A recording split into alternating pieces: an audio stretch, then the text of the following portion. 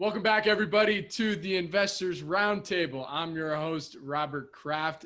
It's been a couple weeks. I missed you all. It's so good to be back and to have another incredible panel of guests here. And yeah, as you can see, this is a clear day in Los Angeles. It's been a while. It's been a bit wild out here, but hopefully it's going to start clearing up pretty soon. But without further ado, let me introduce our guests today. Stephen Kiel, Arquitos Capital. What's going on, Stephen? Too much. Good to see you, Bobby. Good to see you guys. Good to see you too, man. We got Yaron Naymark back on the show from One Main Capital. What's up, Yaron? I'm good, man. Been on vacation for a little while, but I'm taking the call from the beach over here, so all good. I can tell. I mean, look, we were saying offline, the waves look amazing. I'm gonna be coming to join you in a very, very short. Yeah, the water's warm over here. Yeah, let's do it, man. And then also joining us is co-host of In the Market Trenches with Gary Ribe and Eric Fury. It's Gary Ribe. Gary, what's up, dude? Ahoy, hoy. How's everyone? Good, man. Good. Thanks for joining us. All right. It's flannel wearing weather. It's fall. I wish I got the memo. Gary, you got to tell me these things, man. It's the dress code for today is hillbilly chic. I like it. Well, I want to dig right in. You know, I want to kick it to Yaron first because it's been about a month and a half since we last had you on here. So Yaron, what's been going on since you joined the TIR Roundtable? No, that's like okay. Since TIR, the investor. TIR. Yeah, busy trying to find the next multi-baggers for the portfolio. I had someone join me at One Main to help me on the ops side, and I took a little bit of time off at the end of August. So that's kind of what's been going on. Nice. So where exactly did you go? I mean, was it? I mean, are you currently still there? I am not currently still there. I'm back in Williamsburg in my apartment. But I did some family vacations with my family and then my wife's family. We were in the Hamptons. We rented a lake house somewhere, and we did and then we spent on your own. You cut out. Where? I'm waiting with bated breath. You cut out. Where'd you go with the last part? Fire Island off of Long Island. Gotcha. Yeah, that was with friends, and then did 2 family vacations with my family and my wife's family. Awesome. It was good. It was fun. Hell yeah. Nice. Yeah. I mean, look, this is the time of the year that everybody goes on vacation. Maybe not like what we normally do and maybe flying somewhere, but we just did an Airbnb in Palm Springs, and it was to say the least, it was nice to get out. It's been a few months since we've done anything, so it's good. Yeah, been a tough slog for hotels and airlines, but great for Airbnbs. I mean, did they file the registration statement yet, or the secret registration statement? Yeah, maybe they're all confidentially. I haven't seen it a public one, but I'm sure it's going to be a very interesting read. I mean, they're benefiting. Car dealers and car rental companies are benefiting, and the airlines and the hotels are struggling. But I'd like to see them go public through a SPAC, preferably the one that I own. Do you own the Bill Ackman one? That's the one that if they come. That would be interesting if they ended up doing that one. We'll talk about valuation later and how we look at these things. But yeah, I actually have a position in a company called Pendrel that is kind of a pink sheet company, but they're sponsoring a SPAC called Helicity right now. So if it goes through, it'll be very lucrative. Yeah. Well, I think we've spoken about it in one of the other roundtable conversations we had, but for the most part, it's just an enrichment scheme for the sponsors. I mean, every once in a while you have a sponsor that does the right thing, but a lot of times it's an enrichment scheme for the sponsors. So if you own someone who is the sponsor, then you're going to do well. That's right. Well, then on the other hand, we had the Snowflake just come public here, and you say, well, how much got left on the table there, right? What's that one? I haven't heard of that one. the largest. Great ticker symbol. And another connection, we had Intra West Resorts was a big winner, went private, let's say 3-4 years ago now, and somehow the snow ticker symbol has been out there, and now it's been picked up from the ski operator to the whatever Snowflake does. I honestly have not looked at the S1, but I watched their roadshow video, and some of it made sense to me, and then some of it was just way above my head. They seem to be that they said a lot of the right things, but like if you put a gun to my head and said describe what it is that they really do, I think I might wind up on the floor. Well, can't you just go talk to Ted Weschler in town? Aren't you nearby? Just swing by and see why he committed a couple $100 million to it. Yeah, that was amazing. Like they essentially just lent their brand to this roadshow.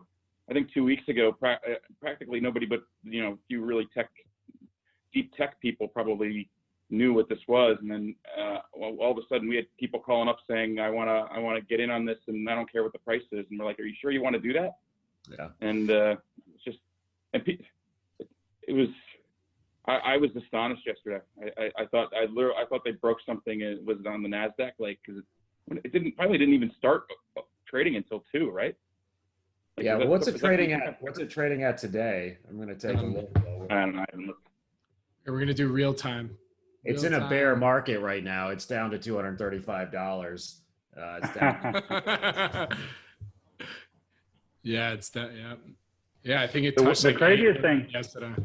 The craziest thing is that they Berkshire Hathaway subscribed to the IPO at the IPO price instead of at a predetermined price, and then the underwriters went out and advertised that Berkshire Hathaway was subscribing to the IPO, which raised the IPO price significantly, allowed them to raise the IPO price significantly. So Berkshire Hathaway hurt themselves by lending their name to the IPO without getting they should have locked in the price for themselves, for them and Salesforce, but whatever.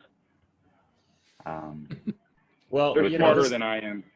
Right. This does. I don't understand it. You got to wonder, right? What was going on behind the scenes? I mean, what kind of demand was there that if they would, maybe not allow for a total the size allotment they otherwise would have had if they would have gone down that route or something like that. There had to have been something behind the scenes going on that we might not know of for a while.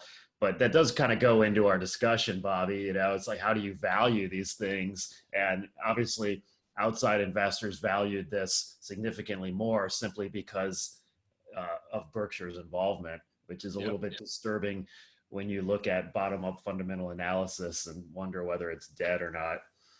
Yeah, I mean, getting right into it, just to kind of brief everybody. I ask every week, or I try to ask every week, some topics for us to talk about here that you want to hear.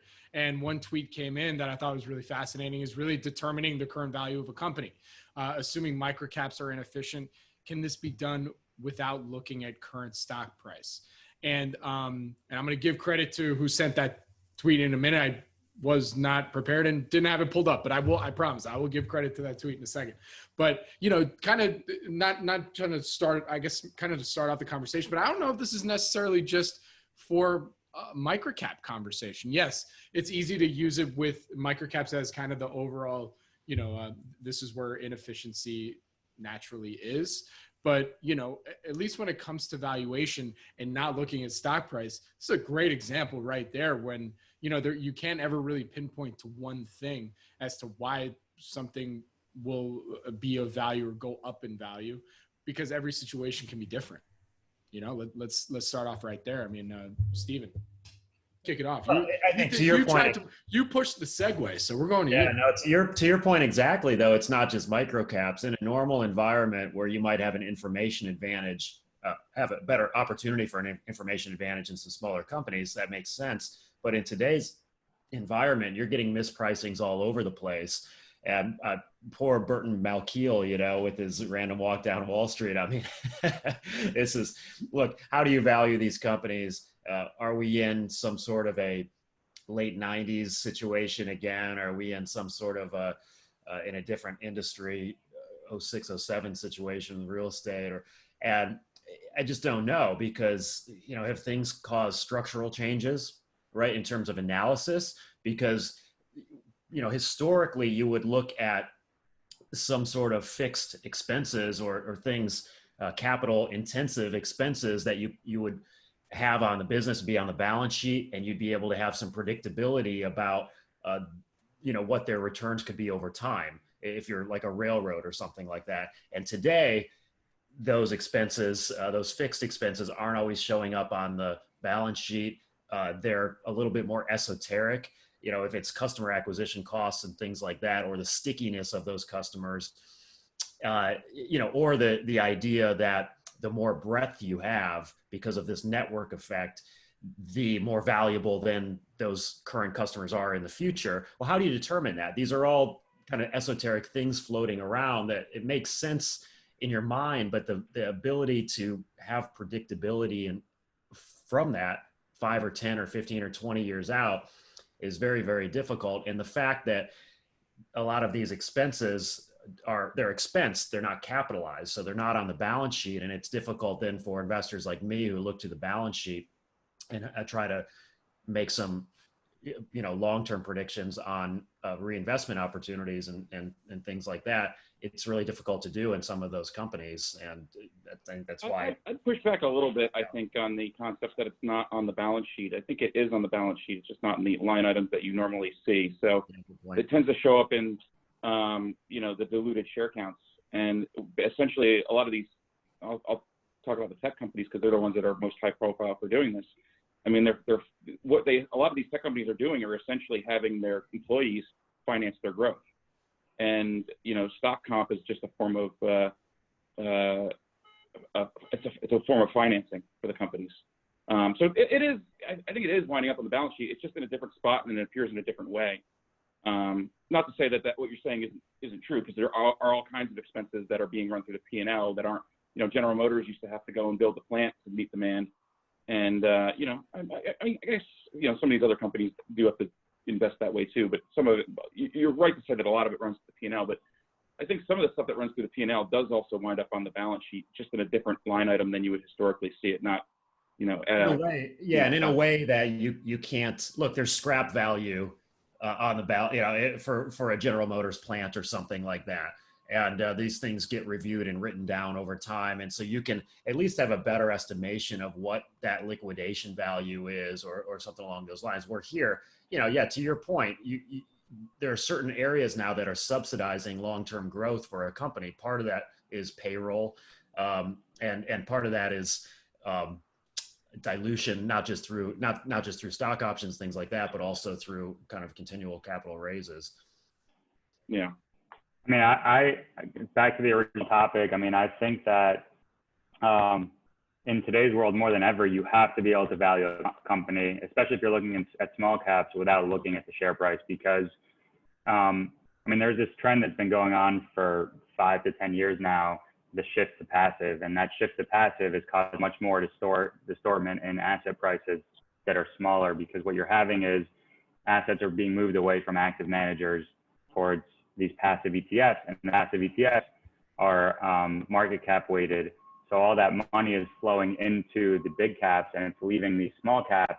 And so there's just a liquidity issue that's causing price distortions in all these small caps. I mean, if you have small managers who are getting redemptions and they have to sell illiquid securities, then all of a sudden they're not fundamental sellers, they're forced sellers. And so that can lead to a lot of distortions in prices. And it's not the same type of distortion across the board. Some things get, too cheap and some things are still too expensive on the small cap line. So I think that you have to be able to value things without looking at the stock price. And that's part of how you find opportunity these days. I think that when you're trying to value things without looking at the price, I think that you have to figure out, is this business at a steady state? Is it a steady state kind of like a 2 or 3% grower? If it's at its steady state maturity level, typically you can use a multiple as a proxy. If it's a high quality business that has high returns on capital, it could return most of its free cash flow to shareholders and still achieve that steady state growth rate, then maybe it's a market plus multiple. And if it's a lower quality business that's less stable and more cyclical and has to reinvest all its free cash flow to achieve that steady state growth, then maybe it's it's a lower than market multiple. But if the business is not at its steady state and it's rapidly growing, I think you need to be able to look out to whatever year you think it's going to reach that steady state growth. and apply a multiple to that year and kind of discount it back, or look at what the IRR would be from today's price to the future price. And obviously ding the company for any cash it has to burn or any dilution it needs to, give its shareholders to get to that steady state point, or give them credit for any cash they're going to generate over that period of time. So I think valuation frameworks are more important than ever now. And I think you have to be able to value things without looking at the share price. Yeah, and I mean, I think, look, the person who asked this question, they typically would expect a response. Well, okay, we're doing some kind of discounted cash flow analysis, and what's your terminal value, and what discount rate are you using, et cetera, et cetera. But I think once you're kind of been in the business for a while, I didn't come up as an analyst. I came up as a lawyer. I don't view it like that. I do back of the envelope type of thing, but I don't use discounted cash. I don't create big models on those things. Because if I'm in those types of names, I don't have an advantage, right? So first of all, you have to look at companies and industries where you think you have some sort of competitive advantage. And if I've got to create a large model with 100 tabs in it or something like that, then quite frankly, it's not cheap enough, and I probably don't have an advantage in it. So I'm more of a special situation investor, and that requires a little bit of uncertainty. And so, you apply everything that Yaron just said, but I'm looking at kind of balance sheet first. And, to Gary's point, I have to somehow, attach some sort of long-term value to some of these items that maybe are either don't show up on the balance sheet, or they're in a different way than historical value. But then you have to, there's a whole qualitative element to it to attempt to figure out what the company is going to look like 5, 7, 10 years from now, figure out what the margins possibly may be, and figure out how much of that is going to trickle down to shareholders and not be taken away by other parties associated with the company, including possibly customers. I'm going to ask this. I like this topic in the sense that I want to try and ask it actually literally, because we can talk about it metaphorically of we don't look at stock price, but sometimes in just the discovery phase, you might be doing some kind, you might be looking at a few stocks, and, you see other recommends, or you see it somewhere else. It almost seems that it's very impossible to even try and, I guess determining it, it just seems impossible to not look at the price and then go from there. Is it actually physically possible? I think it has to be. Otherwise, how do you decide if something's interesting or not? You have to compare the current price to what you think it's worth without looking at the current price. And then if there's a big gap there, that's how you decide it's an interesting investment. So quite literally, if you're an investor, that's what you do every day, is you look at the market quote and you decide what you think it's worth if there was no market quote, and you compare the two. I think the further out you have to look, the more, I think the further out you have to look, the more slight changes in your assumptions have a big impact on what the value of the business is. And so that's why sometimes looking out 3, 4, 5 years can give you a variant perception on a company, is because if something's growing at a 3% CAGR, a 5% CAGR, a 10% CAGR, those things compound on themselves, and 3 or 5 years out, those are very big differences in the range of outcomes. So I think that if you're willing to look a few years out and you're willing to underwrite, assumptions that the market isn't willing to underwrite for a business, that can be a form of variant perception. Or if you look at the current, earnings or cash flow stream of a business, and you're willing to take a bet on that the quality of the business is different than the market thinks it is, that could be a variant perception as well. So those are kind of, some ways to come up with what you think the price of an asset should be and compare it to the stock price. I think we need to differentiate, though, between the valuation and the stock price, because the stock price is just the price. It doesn't tell you what the valuation is. It just tells you what the stock price is. But I think there's a difference between valuing the company and looking at a number, where does this trade on a per share basis? Because I think you can look at things like the Lowe's list and other things like that to come up with, general spots for things to at least look at. Just knowing that something is trading at $5 doesn't really tell me anything about the valuation. So I think you sort of need to differentiate between the two. So, oftentimes I'll look, what's sold off a lot, I'm going to take a look. I'm not going to take a look at what the market cap is or the enterprise value is until I'm done, or what I think it is, or where it is now, until I have some idea in my mind. If I read through the financials and read up on the company a little bit about what I think maybe it should be. And even then, it's sort of, those things are always kind of squishy, right? Like if you're doing valuation work, is just inherently tricky, and it's always context and theory dependent. So, if you're looking at something where it's a liquidation, your valuation framework is going to be different than looking at something where there's a lot of intangibles involved in IP, and they're just going to be inherently very different. Or an old line company where it's, there's some cyclicality or whatever else. But I think part of growth as an investor is knowing what kind of valuation you're good at and comfortable doing, and what kind of valuation you're not. And it's like Buffett says, the circle of competence is not the size of the circle, it's knowing the edges. And so, for me over time, I've just sort of sought to slowly expand, my framework and how I approach doing valuation. And it's different.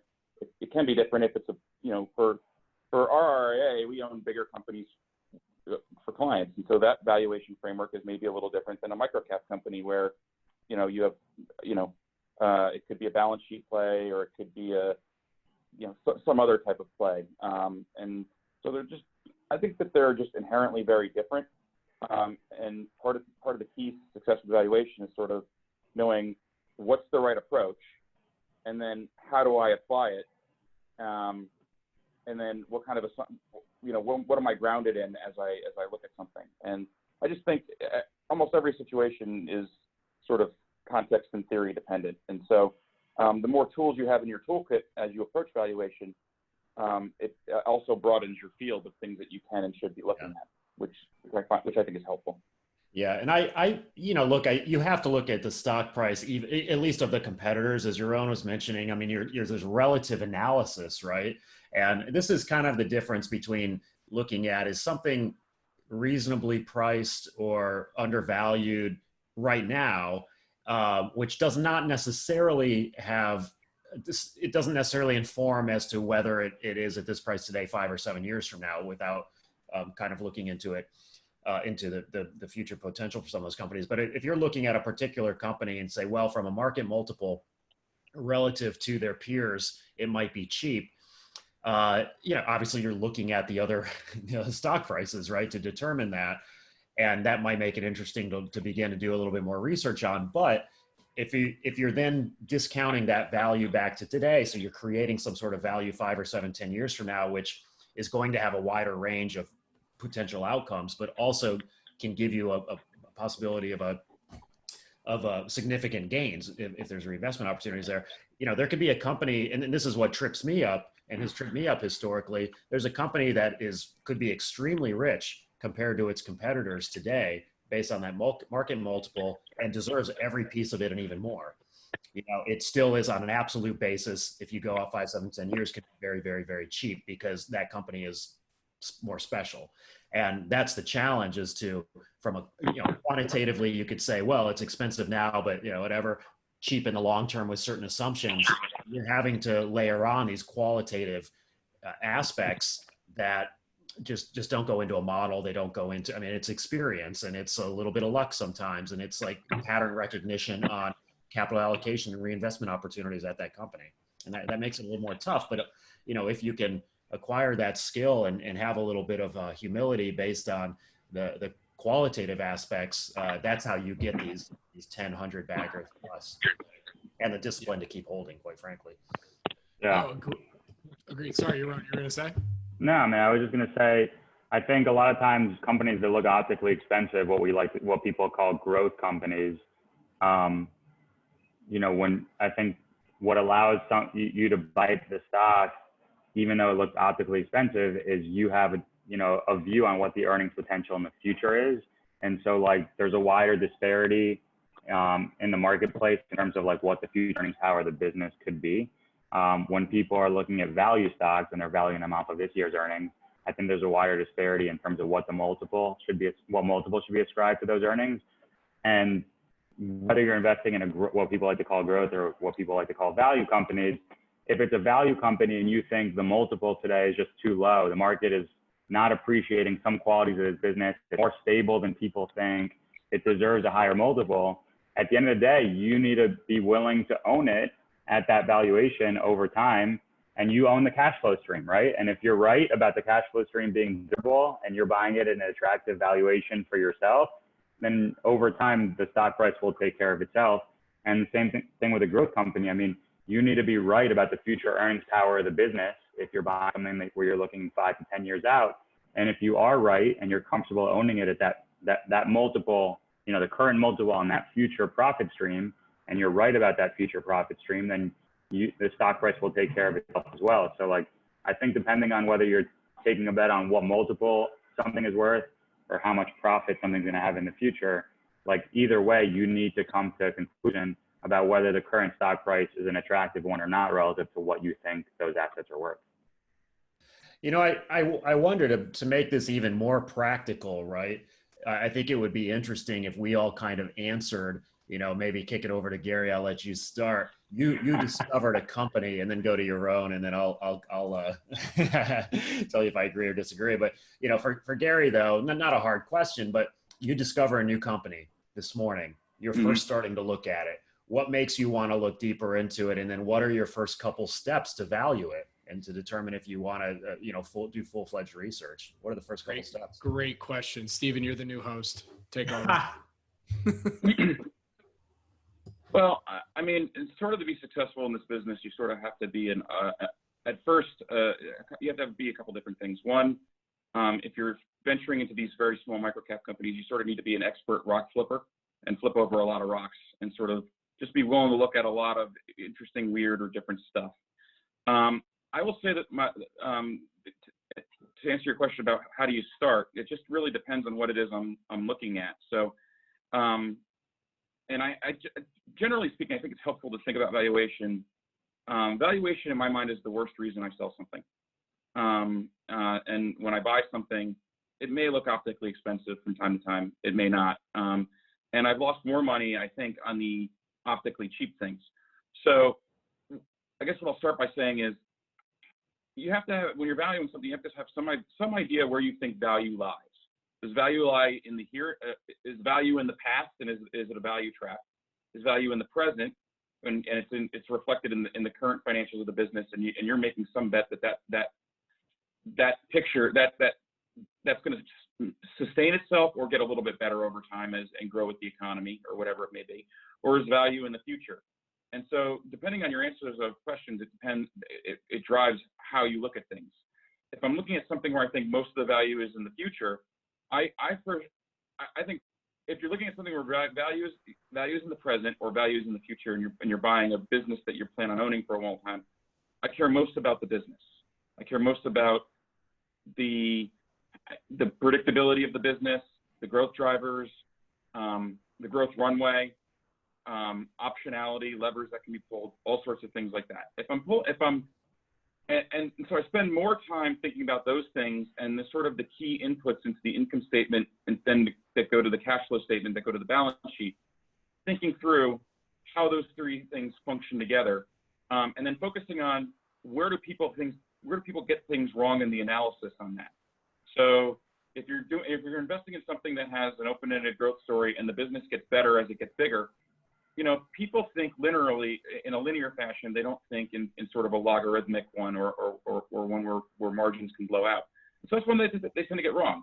But to simplify this somewhat, if I'm looking at something where it's reflected in the financials today or something along those lines, I start the valuation process by like Yaron said, I don't look at what the valuation is. I read through the K's and the Q's, and I get a sense in my mind what do I think this business, based on where the market is, where this industry is, how should this business trade? You know, what should this company be worth in relation to the market? What should it be worth in relation to its sector? And where does it trade in relation to its own trading history? And sort of get a sense of where does the valuation fall in relation to those things. And if it's cheap on all measures, I'm implicitly making some sort of bet that some some sort of mean reversion bet there, or I'm okay with the cash flow stream, and I'm just gonna collect that, and if I think that that's gonna grow, that's sort of where I start, by just sort of thinking through all of those things. And after I have some idea of where I think something should trade or what I think something should be worth, then I check it against where the market is, where the sector is, and all that other stuff, and versus its own history. That's sort of my starting point. Well, how about yourself? Or Yaron? Yaron, yeah, you want to hop on? Otherwise, I'm happy to give my perspective as well. Yeah, go ahead. I'll go after you. Yeah, I think, for me, I do something generally called balance sheet to income statement investing. And it's based on Peter Kundal had some quote, and I'll paraphrase it, back in the day, where he basically said he buys on the balance sheet and sells on the income statement. And the idea behind that is you can get more predictability off of the balance sheet if the price is relevant or reasonable compared to that. So even in today's environment where balance sheet characteristics are different than they are in the past, I am still looking at liquidation value. I'm looking at things that are trading below book value. I'm looking for off balance sheet assets, whether they're actual assets that GAAP is just not picking up, or whether it's something like tax loss carry forwards or something like that, which were valuable a few years ago, not as much today. But I'm looking for a price near or below book value or liquidation value, which then there's not very many companies out there, right? That have those situations. And so that's why I'm heavily concentrated. The portfolio is heavily concentrated. And I'd say the majority of my portfolio right now trades below what I consider to be liquidation value. So that's one part of it, because you make these kind of determinations as the adjusted book value or adjusted liquidation value. And then is there a spread? So, something trades at 80% of what I think its adjusted liquidation value is, you immediately get that 25% gain. But then you also want, over time, reinvestment opportunities. So I'm looking for companies that are in some sort of transition, that whether it's an activist investor, change in business model, new capital allocator came on board, et cetera, something that then allows this company to have reinvestment opportunities that we can own it over the long term, and that can, then begin to be valued from an income statement perspective. Because I think there are two types of investors out there. I think there are generally the Ben Graham style. There's not as many of them anymore, obviously, but the Ben Graham style, looking at liquidation values, looking at, Schloss and, that type of approach.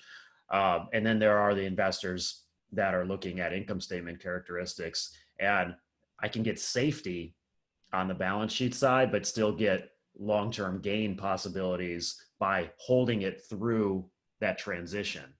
So I'm kind of, both of those investors in one. But, again, there's not very many companies out there. So, for me, again, I'm not doing discounted cash flow now. I'm not in the beginning, I'm not thinking about something even 10 years out and what those characteristics might look like. I'm looking at balance sheet wise, if this thing were to liquidate, or if something would not have gone as planned, am I at least breaking even operationally? And so you have to look at the stock price, right?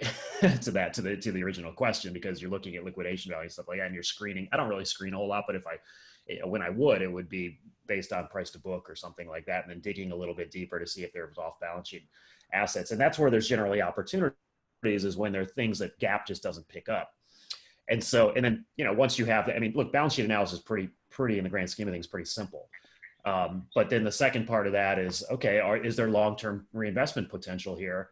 And those are the companies I really want to zero in on. And then you're starting to make assumptions of margins on that specific industries as they're making the transitions, and the qualitative aspects of reinvestment, not just opportunities, but the capital allocation skills of those making those decisions. So, look, simple: price to book, liquidation value, qualitative analysis on off balance sheet assets, determination as to who's going to benefit from those, from any cash generation and things like that. And then longer term, all of the more traditional income statement kind of views. That makes sense. Yeah, look, I would say I'm a jack of all trades. I don't discriminate. where I find value. I look at value, I'll look at growth, and I'll look at special situations. I think depending on what type of situation you're looking at, I think I put on a different set of glasses. I have a few on my desk. And I would say, like, if you're a balance sheet investor, like Steven just described, and you're trying to buy 50 cent dollars, it's very important to figure out what's going to cause that to be revalued to $1 from 50 cents. Because typically if something's trading at a 50 cent dollar, that's because the value of the dollar is either going down over time, or the quality of the business isn't good, or management is doing stuff that, public market investors don't like. Maybe they're stealing from the company. Maybe they're just not running it well. They're losing market share. And so I think, obviously, when you say you're buying a 50 cent dollar, that dollar is a very abstract thing, right? It's not defined. Everyone has a different view on whether that dollar is worth 90 cents or 80 cents, and it could be declining over time. And so if you're wrong about the dollar and it's really worth 50 cents, then there's really you're not going to make money. You potentially will lose money. So the absolute valuation you think that it's worth, you're putting a lot of weight into that. And it's a very important number because it's not growing quickly over time. If you're looking at growth companies, if you overpay or underpay by 20% or 30%, but you're right 5 years out and they're really growing the value of that business, 15, 20, 25, 30% a year over that period of time, and you're convicted in that, and the management team is typically, these companies, when they trade at higher multiples like that, it's because the management team is doing what people want them to do. They're deploying capital well, they're competitively advantaged, they're in growing end markets. And so if you're convicted in absolute level of earnings 5 years out, you could be off by 20% on what it actually ends up being worth and still make a good return. So I think if you're buying 50 cent dollars, you want to have a strong view that that dollar is actually worth $1, and you want to figure out what's going to cause other people to realize that that 50 cent dollar should be worth $1 and drive it up there over time. And whether it's a management team that decides to sell off assets and buy back stock, if it's an activist that gets involved and forces the management team out and puts a new management team in, stuff like that. I mean, I think you need more of a catalyst, whereas if you're buying a high quality growth company, your catalyst is earnings growth. And so your catalyst is just being right about the business over time. And so I think it really depends. Like, if I find a new idea, it really depends on what angle I'm coming at it from, whether it's a value, growth, or special situation. And if it's a value company, I spend a lot of my time figuring out what I think it's worth today and what I think is going to cause people to realize that it's significantly undervalued today.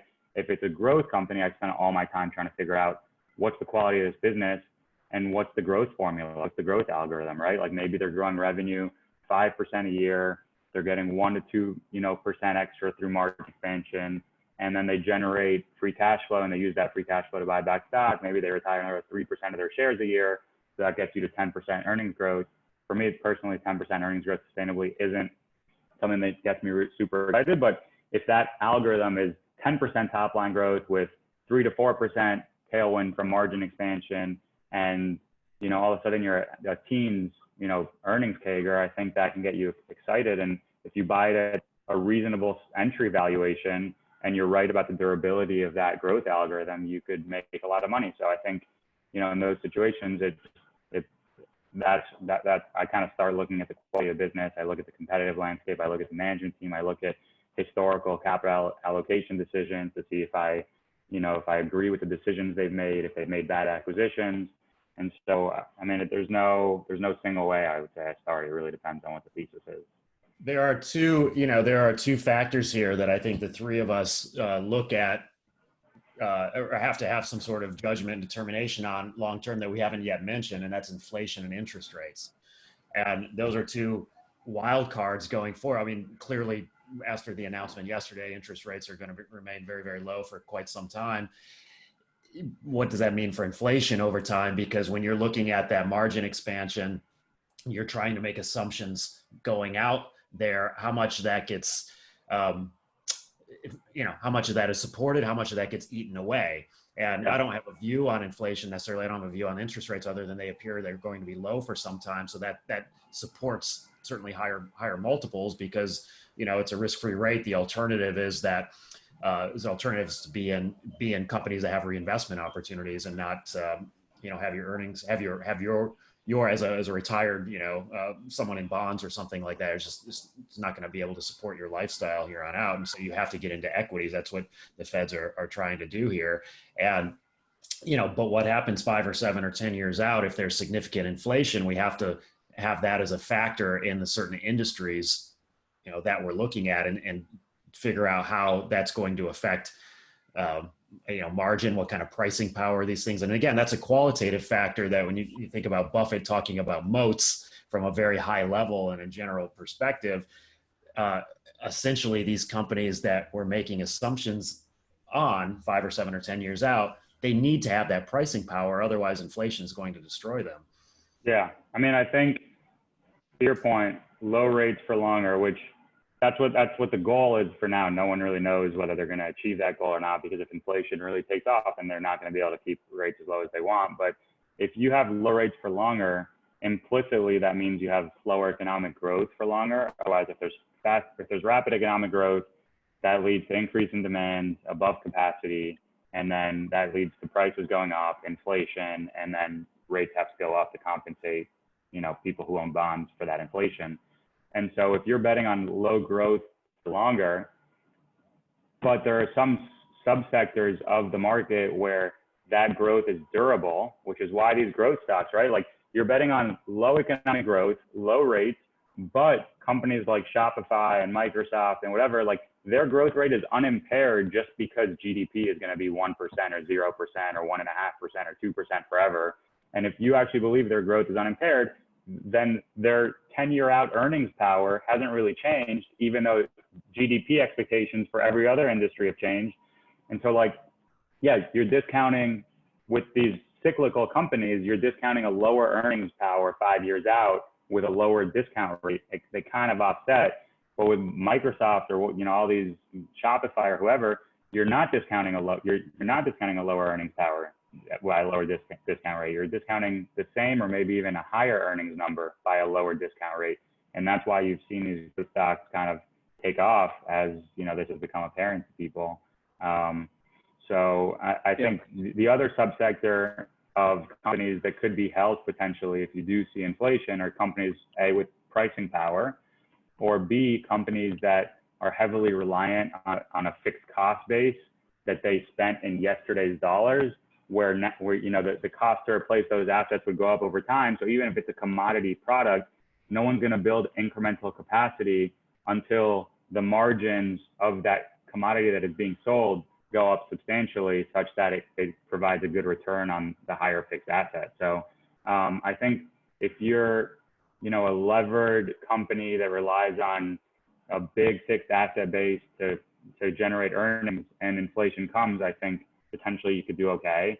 And if you're a secular grower and now you have low rates with the same earnings power 5 years out, I think your shareholders will do okay. But yeah, if you're somewhere in the middle, it could be painful. If rates are staying lower because the economy is staying weaker, you don't have a lot of pricing power, you don't have a lot of fixed assets, you're a staffing company, you have a lot of wage, a big part of your operating expenses are wages, and wages start to go up, but you don't really have a lot of pricing power, so your margins get squeezed. I mean, that's where I think you can get in trouble in those types of businesses. So I really think the worst businesses to own in this environment are kind of ones that are mid-quality businesses, because they tend to have, about average valuations, but they're probably the worst positioned in an environment where we have weak economic growth for longer. I mean, if you're buying the really garbagey stuff, but you're right on the business being more durable than the market thinks it is, and you're buying it for a really low valuation. I mean, if you're buying something for 3 times free cash flow, you're generating a 33% free cash flow yield on your investment. Over time, if you're right about that free cash flow being durable, it's hard not to make money. And if you're buying the really high quality stuff and you're right on the earnings power 5 years out, then it ends up being actually a pretty cheap investment on, the price today relative to the earnings 5 years out. But if you're buying something that's just going to stagnate and you're paying, 20 times earnings for it, I think you can get in trouble. So I think you have to take a view. Either the valuation is way too low, you need a big margin of safety, you need to figure out what's going to get that valuation up, or you need something that's a very high quality company where you're very confident in the earnings outlook, over a 5-year period. I think in a low growth world, the present value of good earnings growth is very, very high, almost theoretically. Oh, in a zero rate world, it's theoretically almost infinite, but we know that that's not true. And so I think what needs to be better differentiated, people keep comparing this to 99, and I'm quite frankly, I don't think we've seen how crazy this can get yet. I think it can get quite a bit crazier. And you sort of have to differentiate between just generic high top line growth and actual good growth, because there's good growth and there's bad growth. And if you're just pursuing growth for growth's own sake, but it's below the cost of capital, you're destroying value with every sale you make. So I think that's an important consideration, one that's probably not being made very well today among the growth companies, just generally speaking. There are going to be some good growth companies and some bad growth companies. And sort of part of my job is to try to identify the companies with good growth and have some insight on sort of what's the duration of that growth, what's the magnitude of that growth, and what is sort of the exit economics look like. And those companies with good growth, the open-ended growth stories with lots of levers to pull, have, I think, justifiably high valuations at this point. Now there are some companies where the growth is not good growth, and the valuations don't make any sense to me. It's like the difference between Stanley Nichols and Schrute Bucks. It's like unicorns and leprechauns. It's that kind of thing. If you've ever seen The Office, so the rate environment to me, it's just really hard to have a solid prediction on what's going to happen, because I think we're sort of in a brave new world that nobody's seen. I mean, if we're going to compare this to 99, as we rang in the year 2000, the 10-year was north of 6%. The Fed funds rate was going north of 6%, and we're sitting here at 0.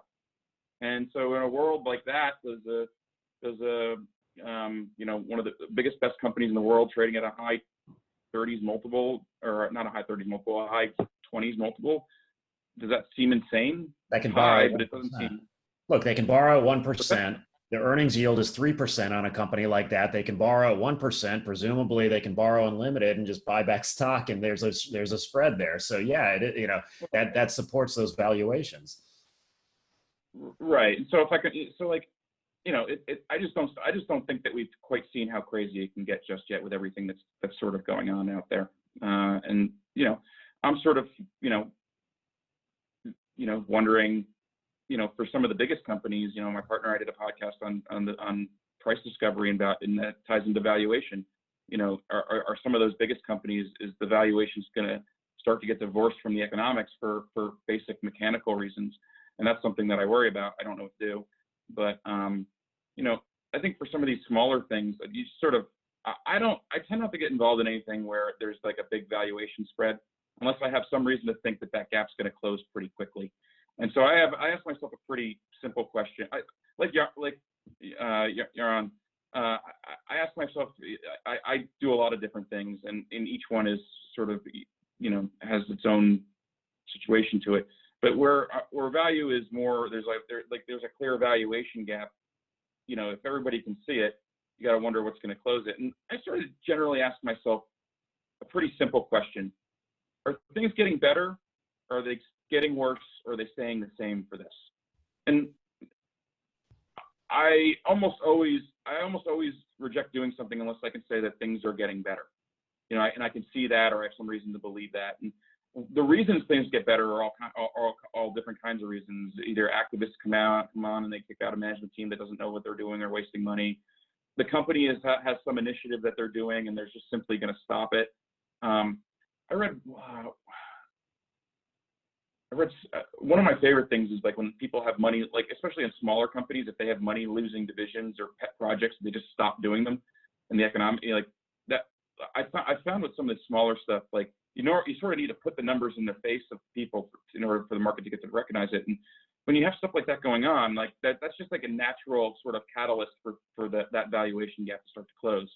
So like there just has to be, in my view, there has to be something that's going to close that gap pretty quickly, because you could be sitting on it for many years, and it just kills your return. Something doubling and it takes 10 years to double, it's not as good as if it takes 3. So yeah, or if they destroy a bunch of value and it ends up not doubling, now it's fairly valued after 10 years, then it's also not a great outcome. But the most important question in that is it getting worse, staying the same, or getting better? Is can I tell? And you sort of have to be honest with yourself about whether or not you can really tell. And the worst lies that you tell are the ones you tell yourself. So, I hope not to be on the side of too many staying the same and there's no catalyst to close the gap or maybe getting worse. I hope to avoid those as best I can. Yeah. I actually take a little bit of a different view on catalysts. It's nice if it's there, but generally if it's there, I feel like other people know it's there as well. And so I'm actually okay with the possibility of a value trap, even as long as the definition of value trap is bifurcated, and my definition is strictly operationally. So I don't care about the stock price in and of itself, because the companies I'm interested are generally buying back shares anyway. If the stock price stays unnaturally low for a long time, that benefits me. And so that's not a value trap. I don't think any of us would define it like that, but some people do define value traps as just the stock price is stagnated for a long, long time.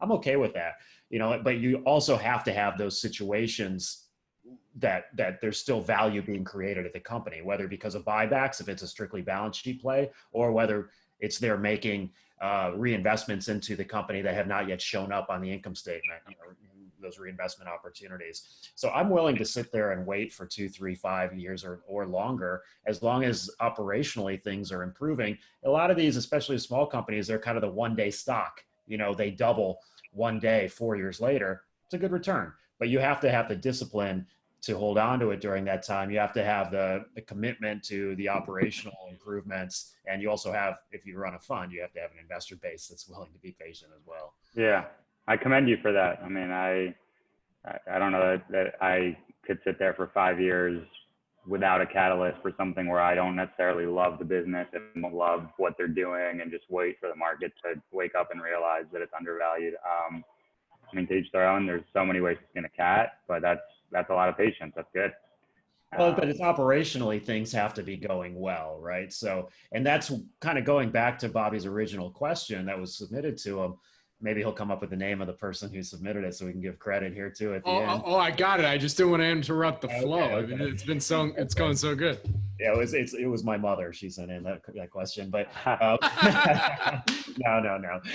But that's the challenge is, okay, the market is not realizing the price, but if you are confident that your analysis is correct operationally, it can be frustrating that the rest of the markets are not appreciating it yet, but you still have to have that confidence that at some point they will. And so it does come down to the confidence. You have to have a view on what that thing is. Otherwise, for me, I just can't get involved. If I own stocks where the headline multiple is cheap, and I think, everyone sees how cheap the headline multiple is, but people don't trust that the earnings are durable, and they think they're going to go down. And I have conviction that the earnings are durable and they're going to grow over time. And so, my catalyst at that point is we'll see in 3 years who's right. Either the market's right or I'm right, and I'm going to wait that out because I'm confident in my analysis. But if I don't think the absolute valuation is on earnings is very cheap, and I don't think they're going to grow earnings a lot, but I just think the price versus the replacement cost of the assets and the value of the receivables is very low. At that point, I really don't know what would make the valuation. That's where I think it's more value trappish. Yeah, where it's right. a kind of strictly balance sheet. I mean, it has to have that reinvestment opportunity over time. Yeah. There has to be buybacks or tender. There's got to be. Right. Okay. Yeah, so I say long-term catalyst. Yeah. I think mostly when people think of value traps, there's balance sheet value traps. That's what they're thinking of, and it's actually a melting ice cube. And that's going to be tough to have conviction on. And right. Yeah, I agree.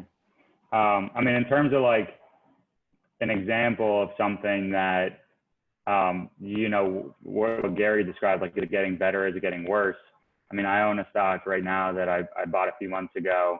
There was it came public via SPAC in 2016, back before SPACs were a new hot thing in town. And, you know, a lot of SPACs back in the day burned a lot of investors. They came public and, you know, because they couldn't come public any other way potentially, or, you know, they weren't able to be sold to a private equity firm for the same valuation. And so I bought into a SPAC a few months ago where like people just got so tired of the company disappointing on, you know, delivering what they said they were going to deliver on. And they actually had some balance sheet issues because they almost ran out of money at some point over the last, you know, 18 months, and they had to go out and borrow money at 13% interest. And then when you spoke to the company, you kind of got a good sense of the fact that operationally they had implemented a bunch of changes that were going to cause them to fix the, you know, the things that caused them to miss earnings expectations for a few years. The quality of their work for their customers was good.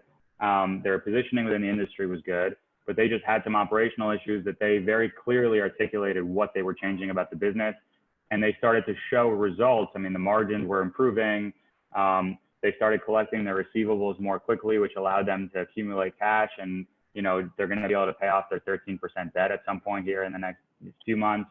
And so, like, as these things are getting better and better, the stock price wasn't reacting yet. You know, the stock was trading for 2 times EBITDA, and it's not a secularly challenged industry or end market.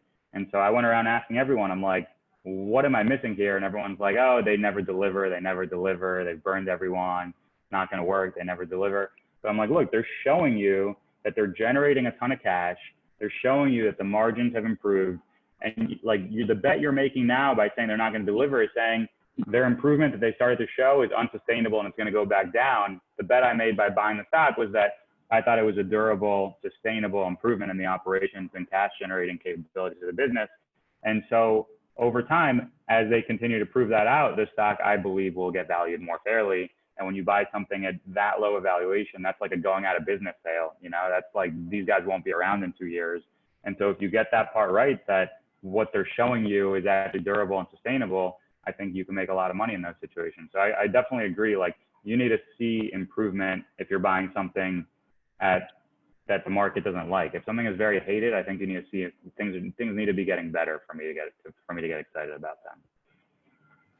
So to round out our conversation here, you know, the question being that it was, you know, determining the current value of the company, and especially when we're looking at microcaps, you have a little bit of time to kind of figure out what the value might be before maybe you want to go in and take a position, you know. But like, if we're looking at investors, maybe new investors that are watching this, that, you know, are looking at maybe some of the bigger names or even small cap and beyond, you know, 2 billion in market cap and beyond, you know, it's very difficult in these types of markets where everything's going up, more or less. I don't want to say everything, but more or less everything's going up, and trying to figure out Gary, more or less. And, but, you know, but I could show you the Morningstar style box chart that shows that's probably just concentrated on the right-hand side for the most part, but. Well, fair. Okay. Well, that's okay.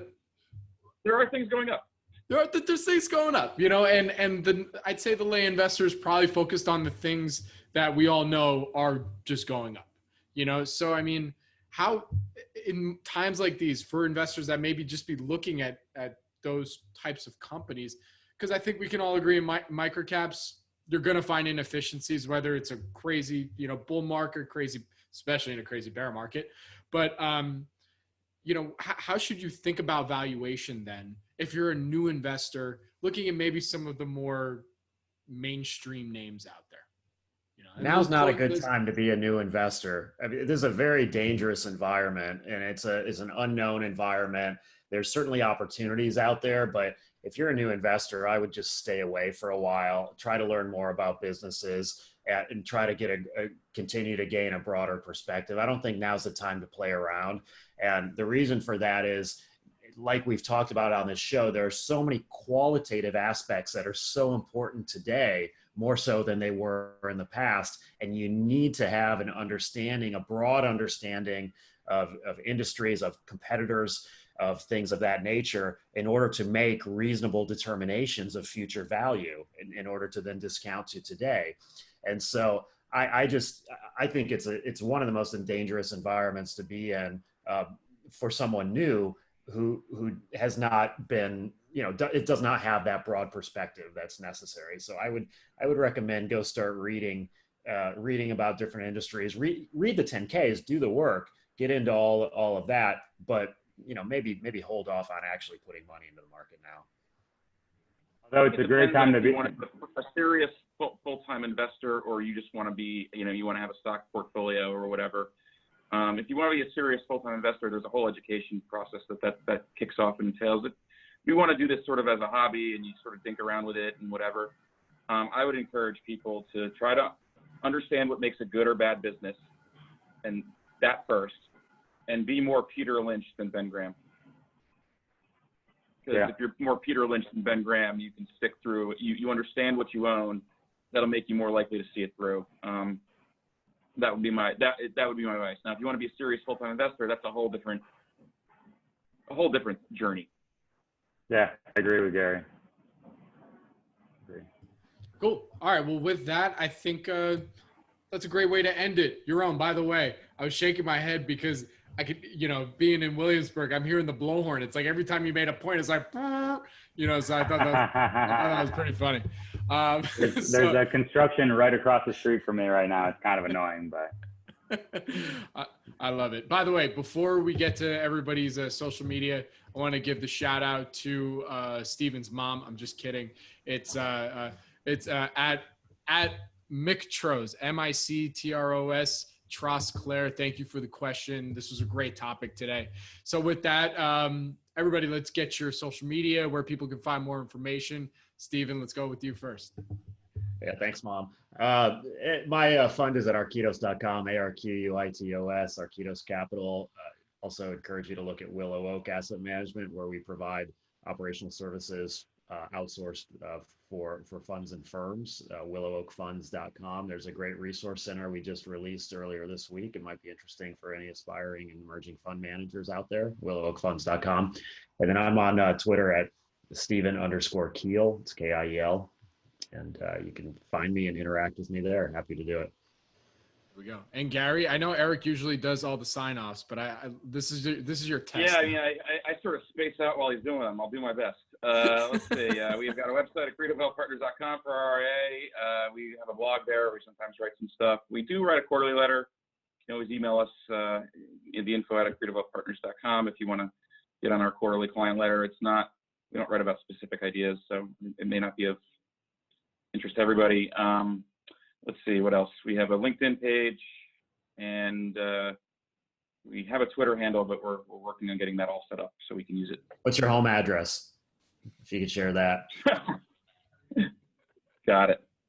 All right. Well, then I'll pick up from Gary. You can also listen to the podcast that he co-hosts with Eric Fure at the Market Trench. Yeah, that show at in the Market Trenches.podbean.com.